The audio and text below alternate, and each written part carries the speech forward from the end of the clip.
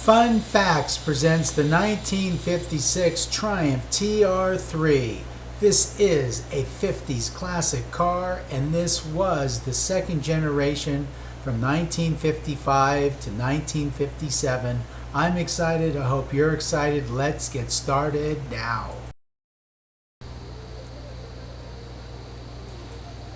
The Triumph TR3 is a British sports car produced between 1955 and 1962 by the Standard Triumph Motor Company of Coventry, England. A traditional roadster, the TR3 is an evolution of the car's earlier TR2 model with greater power, improved braking, updated variants, popularly but unofficially known as the TR3A and the TR3B, entered in production in 1957 and 1962 respectively. The TR3 was succeeded by the mechanically similar Triumph TR4.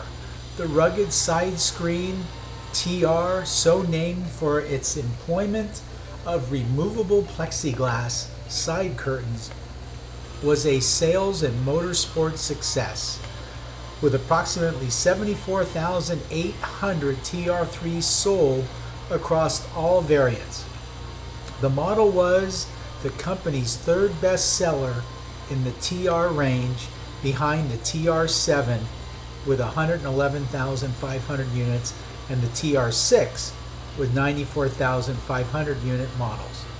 The Triumph was campaigned in races, hill climbs, and rallies across Europe and North America, with several outright team and class victories to its credit. Although the car was usually supplied as an open two-seater, an occasional rear seat, and a bolt-on steel hard top were available as extras. The car is powered by a standard Wetliner inline 4 with the 1991 cc's, 121.5 cubic inches, straight 4 overhead valve engine, initially producing 95 bhp, an increase of power, 5 horsepower, over the TR2 thanks to the larger SU H6 carburetors. This was later increased to 100 bhp at 5,000 RPMs by the addition of a high port cylinder head and enlarged manifold. The 4-speed manual gearbox could be supplemented by an overdrive unit on the top 3 ratios, electrically operated and controlled by a switch on the dashboard. The 56 in the front brakes were changed from drums to discs, and first for a British series production car. The suspension is by double A arms, Magnanese bronze trunnion, coil springs, and tube shocks at the front. Optional anti-roll bar and worm and peg steering. Unlike MGs of the same period, the steering mechanism and linkage have considerable play and friction, which increase with wear. That's not good. The rear is conventional leaf springs with solid axle and lever arm dampers, except that the box frame rails are slung under the axle. The wheels are 15 inches in diameter and 4.5 inches wide, increased from 4 inches after the first few TR2s. With 48 spoke wire wheels optional, wire wheels were usually painted either body color or silver, but matte chrome and bright chrome were also available. The TR3's weight is significantly more than the Morgan Plus 4 and the Porsche 356, but not much more than the MGA and MGB. all except the Morgan, which shares the same engine, are substantially less powerful, as in the Sunbeam Alpine. Under most conditions, the car is very responsive and forgiving. It has some handling issues. The chassis, which is shared by the TR2, the TR3, TR3A, and TR4, has limited wheel travel. As a result, on very hard cornering, the inside rear wheel can lift. Whoa!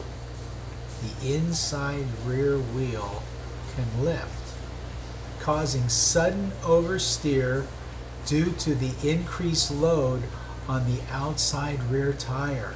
This is practically true with radial tires. The original TR2 3A suspension was built for cross-ply tires. The wheel lifting is more sudden than that of other cars because of it is caused by coming to an end of the suspension travel while there is load on the tire. So the load on the other outside rear wheel is discontinuous function of cornering load rather than just changing slope. I don't think I'd want to own one of these puppies. I don't think so. The TR3 is a true roadster. Yeah, it sounds dangerous though. Designed for sunny weather but with removable rain protection, it has a convertible hood that snaps on and off and removable side curtains, allowing very low doors with padding for the driver's arm to rest.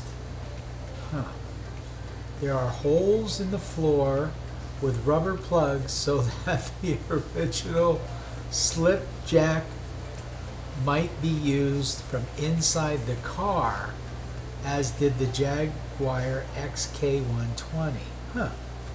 The optional heater is poor, and the shutoff valve is under the bonnet, and there is room for a third person or child sitting sideways behind the seat, but no accommodation for them.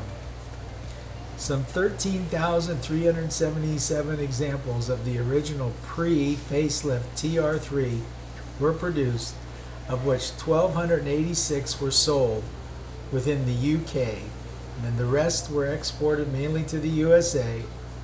As of Q1 2011, there were approximately 826 licensed and 115 SORN TR3 as registered with the DVLA.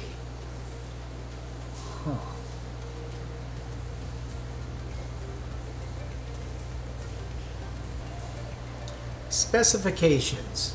Production period October 1955 through summer of 1957. The original base price was 950 euros. 950 euros.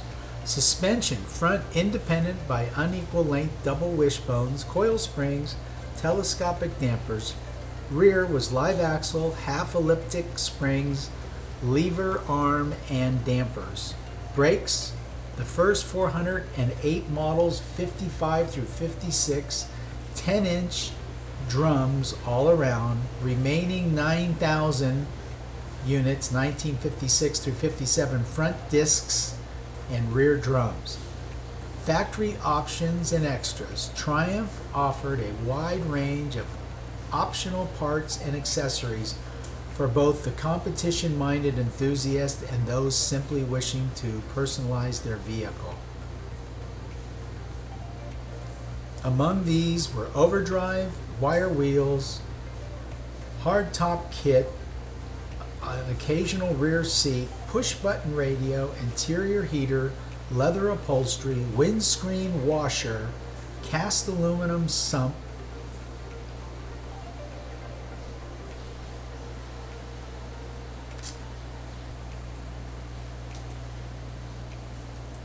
Okay, performance. The hardtop car with overdrive, tested by British magazine The Motor in 1956, had a top speed of 105.3 miles per hour and could accelerate from a 0 to 60 in 10.8 seconds.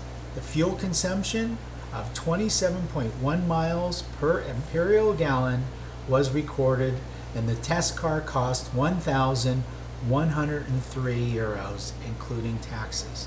Well, if you found yourself this far into the video, we'd certainly like to thank you for taking time out of your day to watch the video. And if you like our video, please give us a thumbs up, because it really does help our channel. And if you like our channel, please subscribe, because we'll be doing all the cars, concept cars from the 50s and 60s and the muscle cars. We'll be doing later the hybrid cars and supercars. So we hope to see you when we upload our next video. And always, always, always take good care.